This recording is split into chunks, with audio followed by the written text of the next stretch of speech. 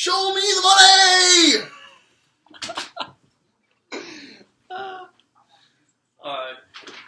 The NCAA makes a profit of $11 billion every year. That is billion with a B. Alone, the average price of a 30-second commercial during March Madness is $1.5 million for a 30-second commercial. Despite reeling in these bundles of cash, the players who are making the organization go around and thrive aren't seeing a penny. They're not getting paid at all. It's ridiculous, and these students should get paid for their hard work and talents. There have been plenty of reasons brought to the light on why people think that players should get paid, but the only rebuttal that the NCAA has is that it's against their tradition. Well, the NCAA was founded in 1905 by Teddy Roosevelt, R.I.P. Teddy, phenomenal president, and times have changed since 1905. It's now the 21st century, and some things are just meant to be changed.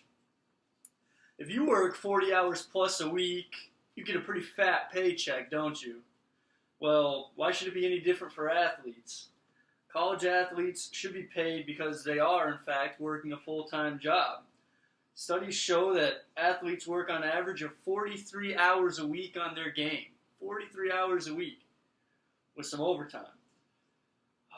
This includes practice and everything, so in essence, they are working the same amount that an average person works in a full-time job, but they're not getting paid. And it doesn't stop there either. It doesn't stop on the field. These athletes are also netting around 8 to 10 hours of class each week.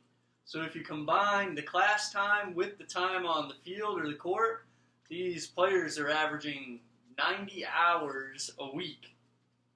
That's like working 2 full-time jobs and then some after that, which I can't imagine. I'm sure you can't imagine it.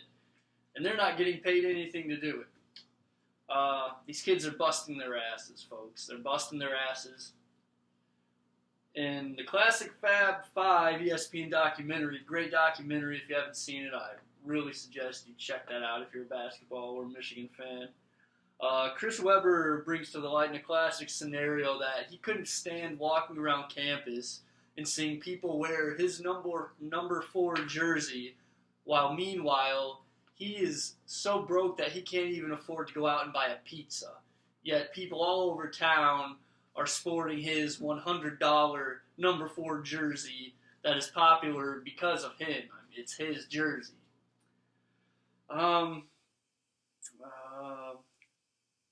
Well, first, it is wrong, I think, that colleges capitalize off specific players by selling merchandise, with those players getting nothing in return when they are the ones that are responsible for the net profit of the merchandise.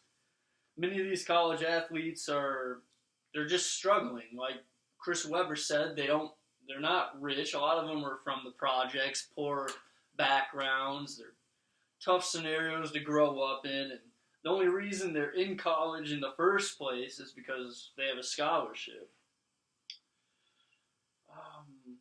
And that's one of the things. The NCAA will argue that, we're giving them money by providing them with a scholarship to come to class, blah, blah, blah. We're giving them meal cards, blah, blah, blah. The one thing about the meal card is what happens after the kitchen hall shuts down and a player gets hungry. Then it's on him.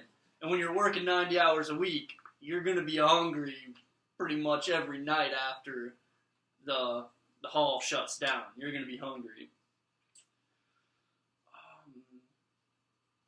Okay. Buying suits and clothes for mandatory events. As a player, there's all kinds of banquets and events where you're expected to show up and you're expected to look nice. Well, the university isn't paying for that. You're paying for that. You don't even have a choice to go to these mandatory events. You have to be there. You have to look nice. You have to provide all that for yourself.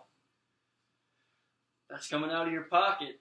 All this seems like, a little deal since they have a scholarship, blah, blah, blah. Like, in the scheme of life, you have your scholarship. Like, you don't have to worry about all that stuff. But we can't forget that a lot of these players come from nothing. They have nothing. I mean, all over you can hear like the sob stories about professional athletes and how hard it was for them growing up. And like I said earlier, the only reason they're in college in the first place is because of the scholarship.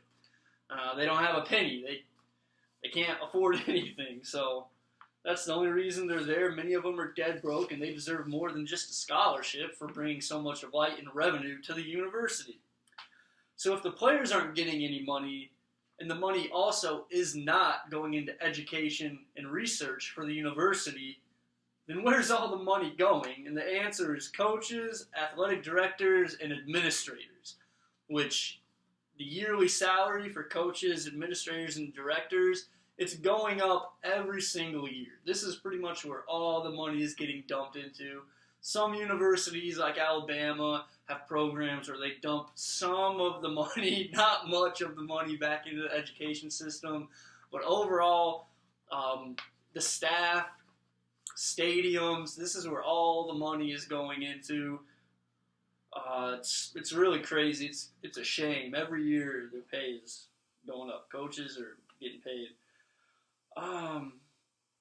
So if these guys are getting paid, if the staff is getting paid to make choices on the sideline, then why aren't the players getting paid? I mean, we're not paying $11 billion a year because we want to see people in suits wearing headsets make decisions. We're not. We're paying $11 million a year because we like to see these young athletes work their tails off. We like to watch them compete. That's where all the money is coming from, the competition. Not only would a salary help provide a more comfortable and deserved lifestyle for these athletes, but it would also give them a chance to learn about a little bit of money management before they go on to the next level. For few of these players, the next level will be professional sports, whether it's in NBA, MLB, NHL, blah, blah, blah, whatever it is, they're going to be seeing some nice money, unless it's the WNBA. I'm sorry, ladies, but you're getting underpaid. It's a shame. It's wrong. WNBA players aren't making crap. It's messed up. So yeah, you could get into a little bit of money management. Not only is this going to help for those going on to the professional level, but it's a pretty practical thing for anybody to want to learn. I mean, money management is good for everybody to learn. After college, you're going to be seeing a little bit of money, hopefully. So a small salary, too, would also give these athletes more than a diploma when they graduate. By that I mean, a lot of these athletes, they do their 90-hour work week like I talked about. They maybe get an injury or two. They don't make it to the professional level, and they're out of college with nothing but some stories and a couple of torn ACLs. I don't think that's right. I think that if these players had a salary, it doesn't have to be much, but if they just had something, they deserve it. Because, like I said, so many of them, they're leaving with a diploma, some stories, and a torn ACL. It's not right. They should get rewarded for what they do to the university.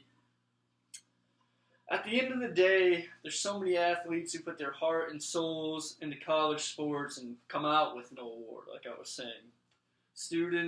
Some students can't handle the pressure of juggling college life with the school life with that combined 90 hours, and they just end up dropping out. There goes their scholarship, and in return, they're still broke on the streets. Maybe they played a year or two at the university, created great things, revenue for the university, and now they're leaving with nothing.